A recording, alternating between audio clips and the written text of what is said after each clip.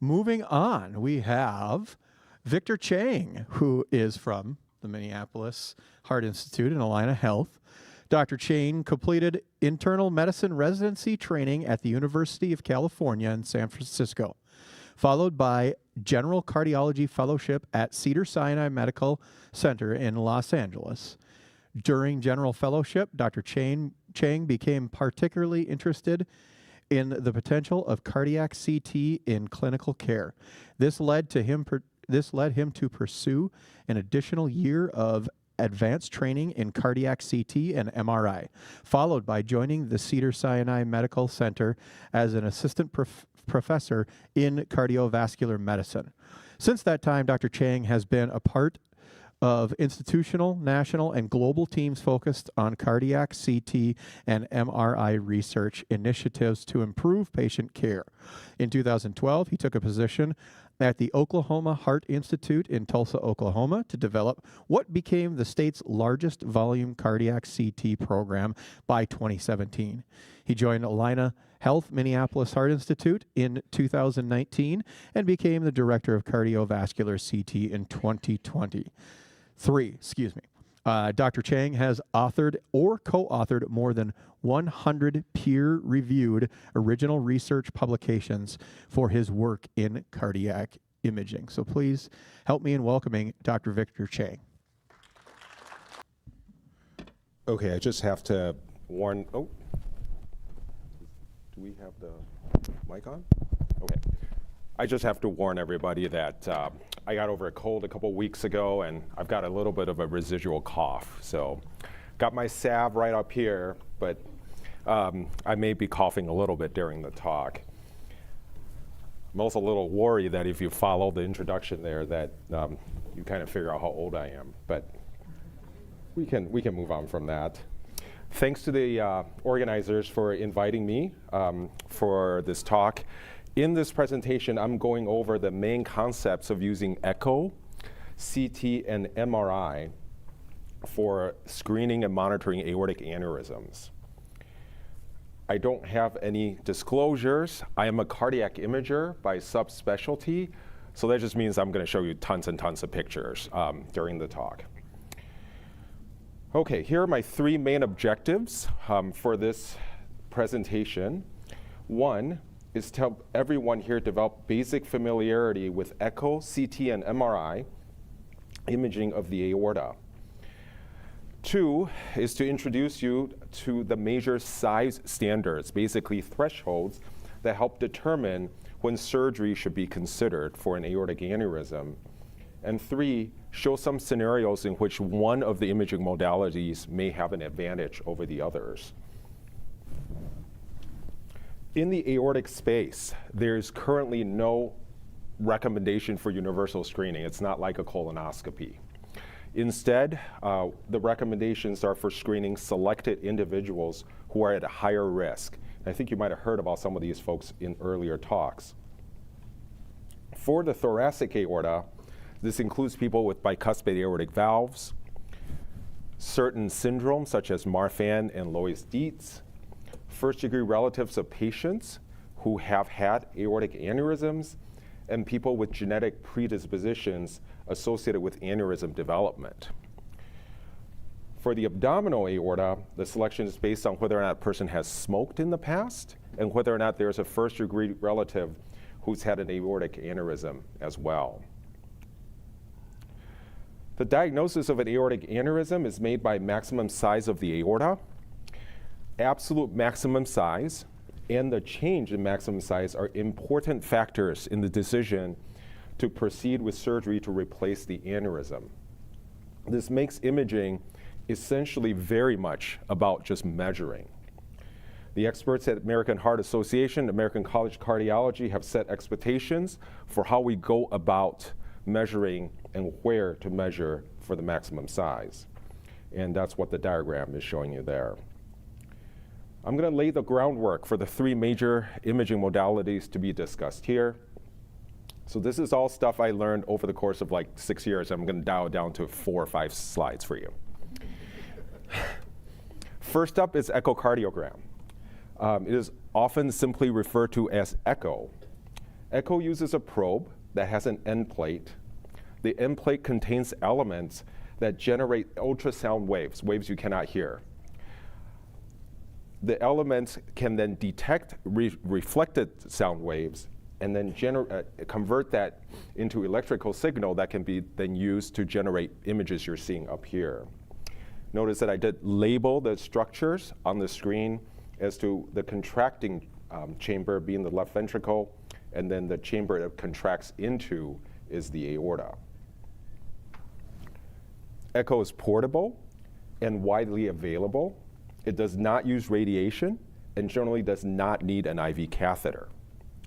Echo can reliably show the beginning of the aorta, so that's the solid orange box, and it can usually show some of the aortic arch and the descending thoracic aorta, and that's the dotted orange box. This is my only slide for the abdominal aorta because I'm focused on the thoracic aorta for the rest of the talk.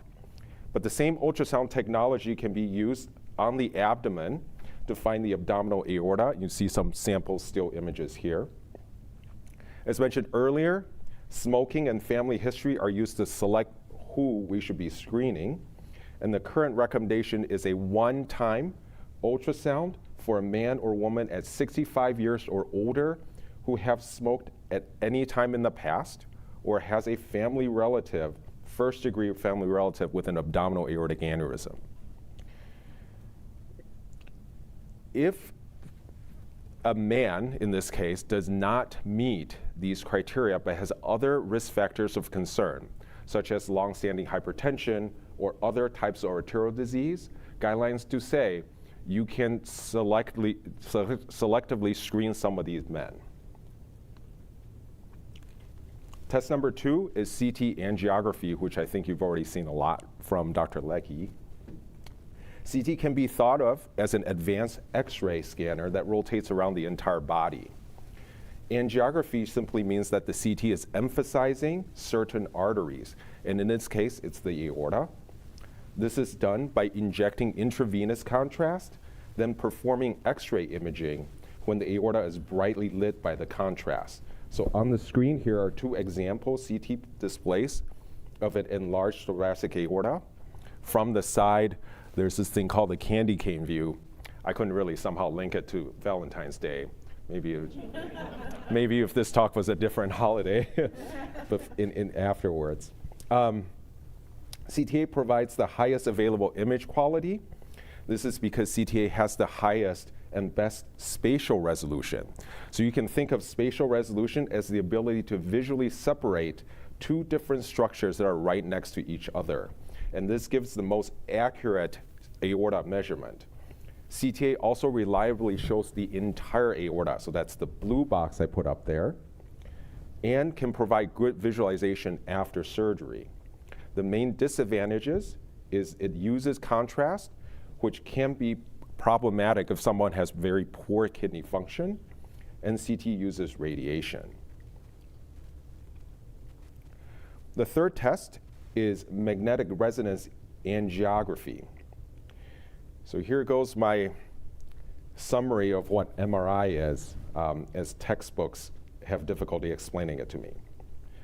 Different body tissues give off magnetic energy signatures that are unique when stimulated by radio frequency energy. The MRI scanner is designed to send radio frequency energy into the body and then wait for the unique magnetic signatures to come back, capture that information, and then make that into an image for you. So for some of you who have been in MRI scanners and you hear the big loud clicks and buzzing, that is the MRI scanner sending radio frequency into you so that it can get the information back. You can see a couple of sample images here. Tissue clarity with MRI is good, but it's not as good as CTA. With MRI, there's no radiation, and at our center, most of our MRAs are done without needing any contrast. MRI can show the entire aorta, but has difficulty with artifact if the aorta is near something that's metallic. You may have heard that MRI is not safe if there's metal in the body. That turns out to be the case for some types of metal, shrapnel, certain types of brain aneurysm clips. But it turns out other metallic objects, such as pacemakers, are generally safe. That is enough theory. I'm going to go over a couple of examples, try to illustrate how we use imaging real life. Okay. So first example is a 58-year-old woman who visited a cardiologist because of chest tightness and racing heartbeats. She has no family history of aortic disease, and the cardiologist sent her for an echocardiogram. So here are a couple representative images of the echo. The moving image shows the left ventricle and the aorta. We can see in the bottom right picture that the beginning of aorta, which we often call the aortic root or the aortic sinus, is enlarged with a maximum dimension of 4.4 centimeters. Depending on her height, we generally expect this number to be at 4 centimeters or less. This is the first time she's been diagnosed with an enlarged aortic sinus, and she's a relatively young woman. So the cardiologist recommended a follow-up imaging with MRA to avoid using radiation. On the screen, you can see the scrolls of her images in a couple different views. And I'll make this into a still image so you can see. On MRA or CT, the recommended way to measure an aorta and find the maximum size is to get it face-on view. So we often talk about this as the cross-sectional view. In cross-section, you can see that the aortic sinus in the middle picture there looks like an asymmetric 3-leaf clover or a 3-bulb garlic. The maximum dimension is 4.5 centimeters in this patient's aortic sinus. The rest of the aorta is normal in size. We have a patient who's got a diagnosis of an enlarged thoracic aorta. What is the best practice for monitoring her? Well, the expert guidelines support the use of all 3 types of tests: echo, CT, and MRA. The choice of the test is up to the provider who is providing consultation and in agreement with the patient. Of note, once the test has found that the thoracic aorta is enlarged for the first time, the recommendation is to follow up with another look in 1 year to figure out how fast is the size changing. We generally expect the size to change very slowly, from 0.1 millimeters to 0.5 millimeters on average over the course of a year. In this case, the patient and her cardiologist decide to continue with surveillance MRA. A few images here to show that MRI can provide similar images as echo, such as showing the strength of the contraction of the heart chambers and presence of valvular disease. The middle video clip shows her 3-leaflet valve face on. This valve is valuable when we cannot tell if the valve is 2 or 3 leaflets by echocardiogram. What has happened since is her aortic sinus size has stayed stable for the last 4 years. Note that the provider decided to space out imaging to every 2 years after her 59-year-old time study. And her surveillance imaging will continue. So from this example, I think there are 3 main concepts to take away.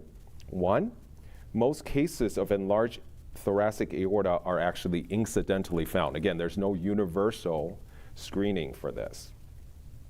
Secondly, the MRA can be used to visualize the entire thoracic aorta without radiation exposure, and that is potentially a long-term advantage in younger women. And lastly, guidelines do not say when to stop surveillance, and that decision has to be made between the patient and the provider. Okay, here's example 2. A 70-year-old woman has been hospitalized for headache and diagnosed with stroke and something called temporal arteritis. Temporal arteritis is an inflammatory condition that affects multiple arteries in the head and occasionally other arteries in the body, including the aorta. She gets an echo as part of routine care for her stroke, and the echo incidentally found that her aortic root was enlarged with a size of 4.3 centimeters. 3 years later, so something got lost, she didn't get routine follow-up imaging.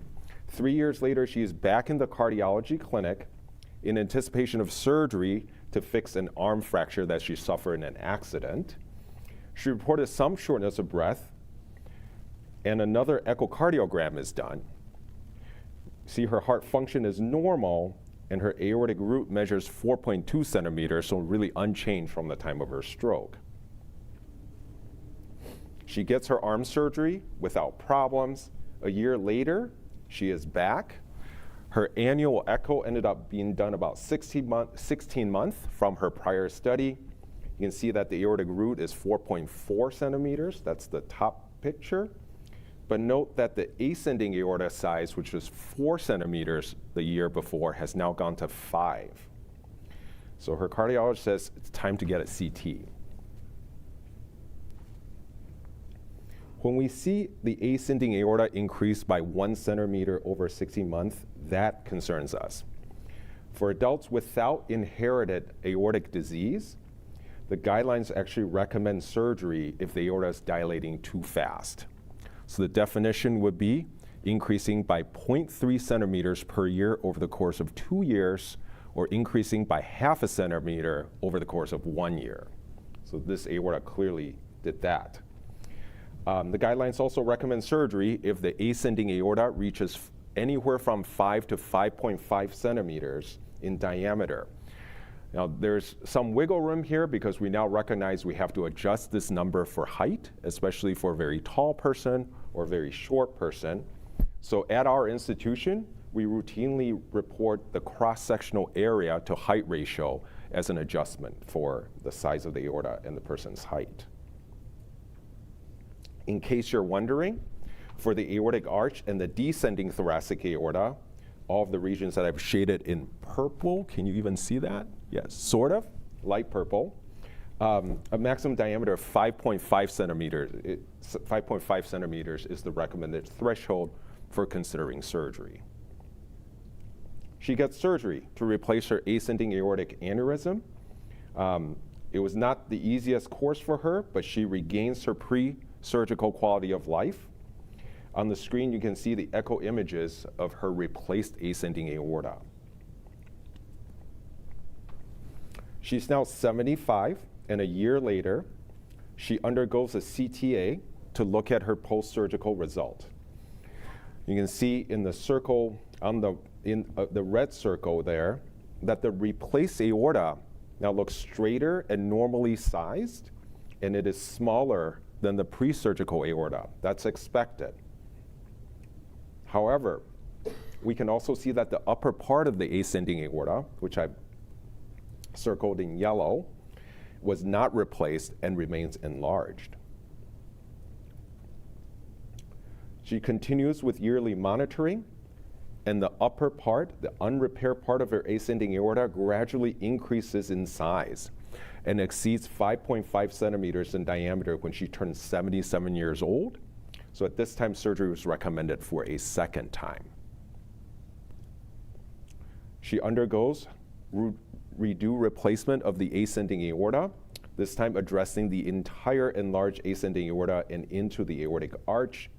The surgery was fortunately uncomplicated, and you can see on the screen there, after her second surgery, her aortic anatomy now has the appearance of all of the enlarged part of the aorta having been replaced. Okay. From this example, just a couple of concepts. When the aortic diameter gets near threshold for surgery, oftentimes you'll see that we're moving to CTA as the preferred way to get the most exact measurements. After aortic surgery, echo oftentimes cannot see all the regions that was repaired, and CT is generally preferred for monitoring, as was done in this case. My last section addresses imaging after endovascular aorta repair. And you've already heard a lot about this. Endovascular repair just means implanting a stent tube or something similar to it inside the aorta to block off an aortic aneurysm. or the site of some aortic injury. The abbreviation up there is EVAR if it's in the abdominal aorta, and TVAR when done in the thoracic aorta. After either one of these procedures, a CTA to look for complications is recommended at 1 month after the procedure, and then 12 months if all is well. After 12 months, annual CT is recommended for TVAR, and either annual ultrasound or CT for EVAR. Now, current guidelines favor continued lifelong surveillance for these kinds of procedures. You saw lots of endovascular images, so I just have a couple here. It's an example of CT in a patient who underwent urgent endovascular repair of an aortic dissection 3 years ago. In the rotating three-dimensional images, you can see the long endograft from the aortic arch into the abdominal aorta with stents into branches off of the abdominal aorta. Here's another example. This is 1 month after EVAR to treat a ruptured abdominal aortic aneurysm. The endograft covers most of the abdominal aorta, and its 2 graft limbs reach into the main pelvic arteries. Okay, we've made it. And with 3 final thoughts here.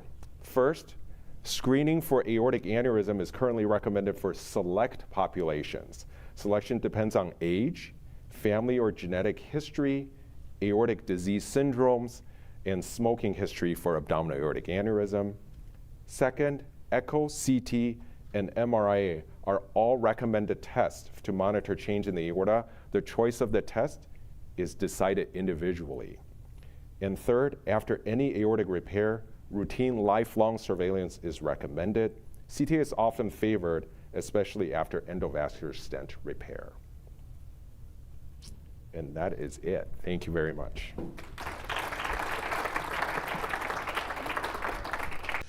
I want to thank everyone for attending today. Thank you to, obviously, all the providers and speakers that were here today. Thank you for attending. Thank you for all the great people and partnerships that we've made over the years that has helped make this possible.